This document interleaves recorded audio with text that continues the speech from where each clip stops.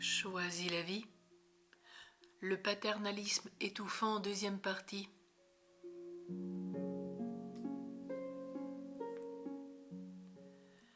Nous avons commencé à voir hier le témoignage de Kafka qui écrivait une lettre à son père en 1917. Aujourd'hui, nous citons encore quelques passages de cette lettre.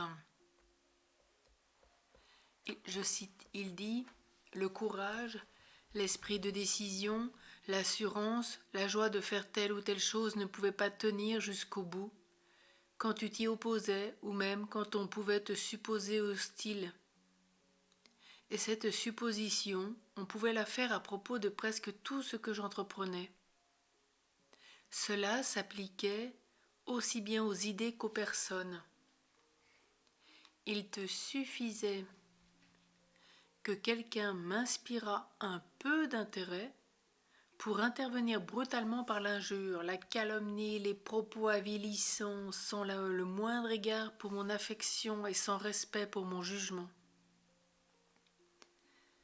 Je n'ai jamais pu comprendre que tu fusses aussi totalement insensible à la souffrance et à la honte que tu pouvais m'infliger par tes propos et tes jugements. Tu attaquais sans te soucier de rien, personne ne te faisait pitié, ni sur le moment, ni après. On était absolument sans défense devant toi. Pour l'enfant que j'étais, tout ce que tu me criais était positivement un commandement du ciel, je ne l'oubliais jamais. Il régnait à table un silence lugubre, entrecoupé de remontrances. On n'avait pas le droit de ronger les os, toi tu l'avais. On n'avait pas le droit de laper le vinaigre, toi tu le faisais. L'essentiel était de couper le pain droit, mais il était indifférent que tu le fisses avec un couteau dégoûtant de sauce. Il fallait veiller à ce qu'aucune miette ne tombât à terre. C'était tellement sous ta place qu'il y en avait le plus. À table, on ne devait s'occuper que de manger. Mais toi, tu te curais les ongles, tu te les coupais, tu taillais des crayons, tu te nettoyais les oreilles avec un cure-dent. Toutes ces choses étaient des détails sans importance.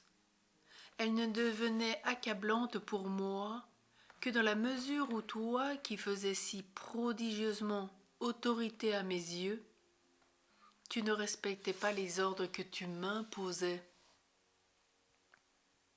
Il s'ensuit que le monde se trouva partagé en 3 parties. L'une, celle où je vivais en esclave, soumis à des lois qui n'avaient été inventées que pour moi et auxquelles par-dessus le marché je ne pouvais jamais satisfaire entièrement, sans savoir pourquoi.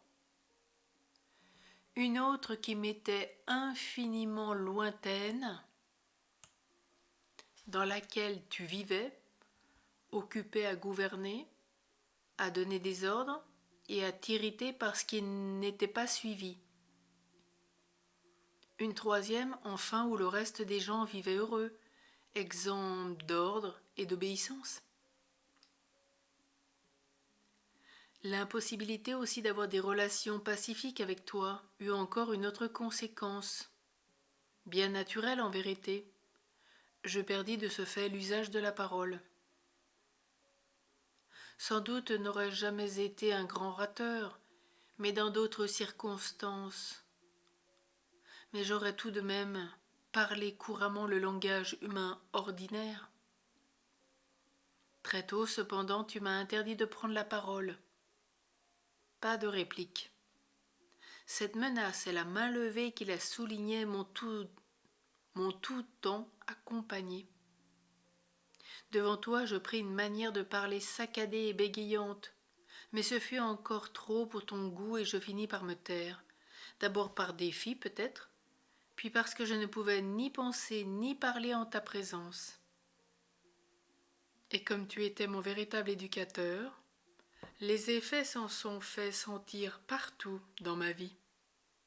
Contrairement à ce que tu penses, ton système pédagogique a touché juste.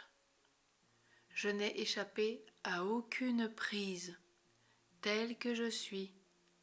Je suis le résultat de ton éducation et de mon obéissance. Franz Kafka, Lettre à mon père, 1919.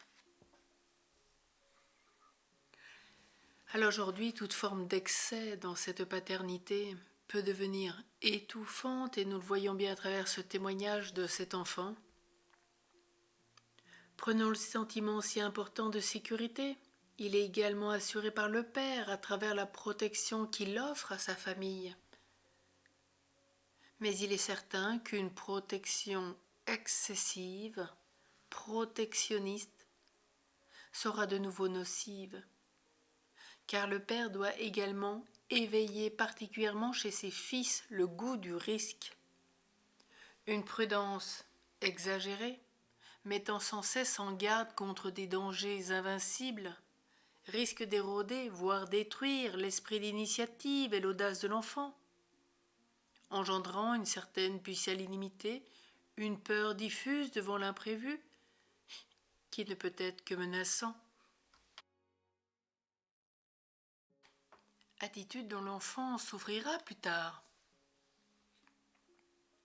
L'autorité du père donc doit aider l'enfant, d'une part, à se connaître, de l'autre, à évaluer objectivement les situations afin de pouvoir affronter les obstacles de la vie sans présomption ni peur, mais de façon réaliste.